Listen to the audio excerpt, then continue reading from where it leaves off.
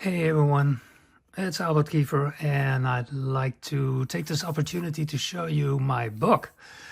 It's been almost a year since I started this, well, a little bit over a year even, and here it is, my first real book on how I do my sketching, and I'd love to share this with you.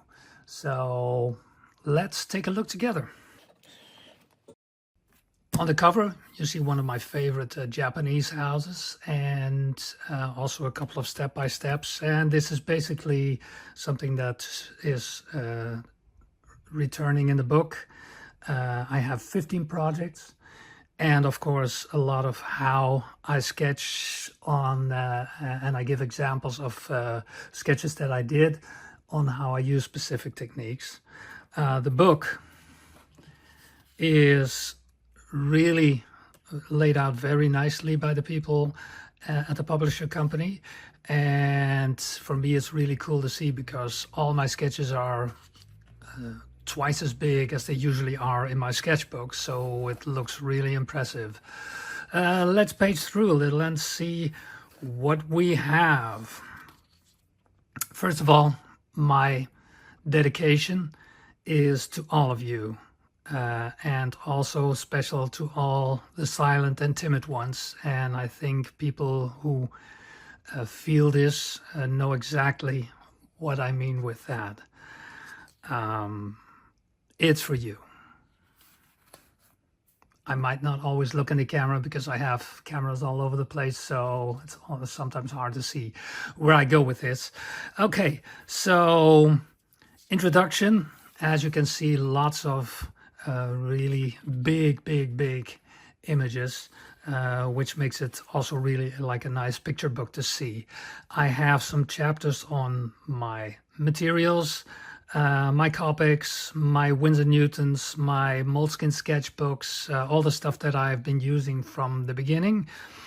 And I explain everything, and what you also see is that you see these little QR codes, and they point to videos where I explain with a little movie without sound, because this book is going to be translated a lot, the techniques or a specific subject that I'm talking about.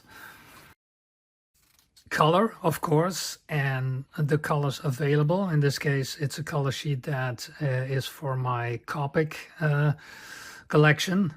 This is all the copper colors that there are. I don't have the money to buy that, so I don't have all of these, but it's a really good reference in case that I want to see.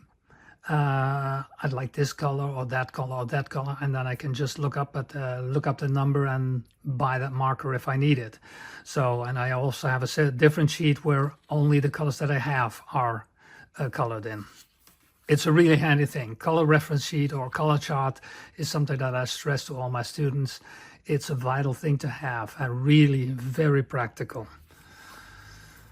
All right, paging through, showing some techniques, and not really techniques here because that's where the little movies come into play, because I can explain and talk about it a lot, but it's much more easy to see. But this is just to make a point that sketching shouldn't always be like really straight, and that's something that can kill a drawing, and that's why I don't use really straight lines.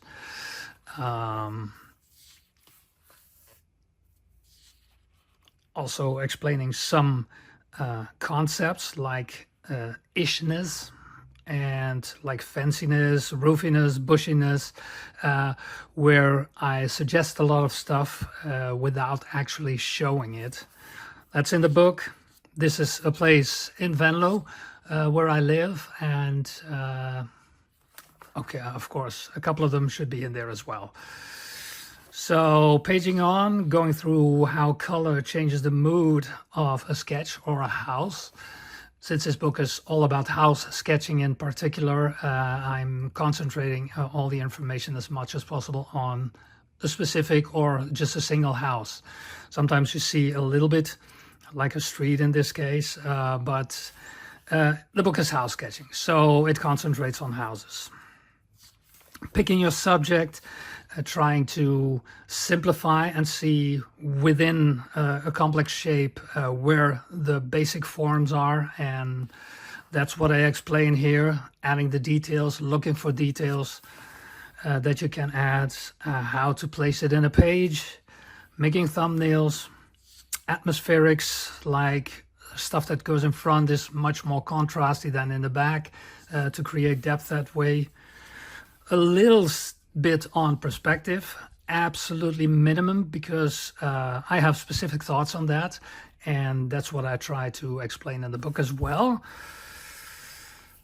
And going on, some techniques on coloring, also explaining like directions matter, like don't just color like you're a madman, but there's still a method to my madness, and that's what I explain here and also show in a small video. The importance of detail, the importance of pushing back white lines. You see that in these two illustrations with, of course, a QR to a small video that I made on that. And projects. So here you can see I start a project. You have a reference image. I show the final image. I show all the colors that I use in a certain project. And then I start and explain stage by stage on how I made that sketch and the colors that I used with it. So you can really follow along. If you really want to literally follow along, there's all the colors that I used and at what stages that I used them. So that's really like a very handy, practical way to follow along. And then in the end, once you know the process and once you know the principles, you can just improvise and start on your own. So all in all, 15 projects, and that's really a very nice cross-section also to through specific typical houses. I have some on Amsterdam. I have, of course, because I love to do these, lots of Japanese and a couple of American houses here. There's some French, Mediterranean places, and here's one in Venlo. Lots of like 1800, 1900 type of architecture with lots of these elaborate brickwork arrangements. And yeah, half-timbered houses are also a favorite of mine, and how I can exaggerate by stressing some parts and pushing some parts back. And again, playing with light and dark. So there's lots in there, lots of different types of houses, so that you can get a really good sense of how to apply these techniques to different houses. And of course, it's not only houses. You can do this on anything like streets or a market square. And maybe that's a topic for either a book, next book, or something for a new video to show. But the techniques are really transferable to a lot of different topics. Then also part on scanning and how I sometimes, like if the sketch is too big for the page, I try to put in as much as possible in my small A5 sketchbook. But sometimes I need a little bit more air, and then I do that digitally and add that in Photoshop. And here I explain the importance of that, and also a little bit of the technique of how I do that. Saving your work. Of course, I have my sketchbooks, but I also have a complete digital archive of my stuff, which is handy for, like, if you want to make cards, postcards, t-shirts, you can have the digital and send it to service bureaus for further processing. Like here, I have a very high resolution scanner, and I can make really, really big prints. So there's a lot of do. And in the end, I have a timeline where you can see this is one of my first in 2016, and how that slowly over time mutates or evolves into the type of sketches that I do now. So you see lots of coloring and everything. And that's the book. That's me. So I hope you liked this little walkthrough, and I hope you liked the book. I'll put a link in the description where you can order or pre-order it, and look forward to seeing what you will be doing with it. Thanks a lot. Bye-bye.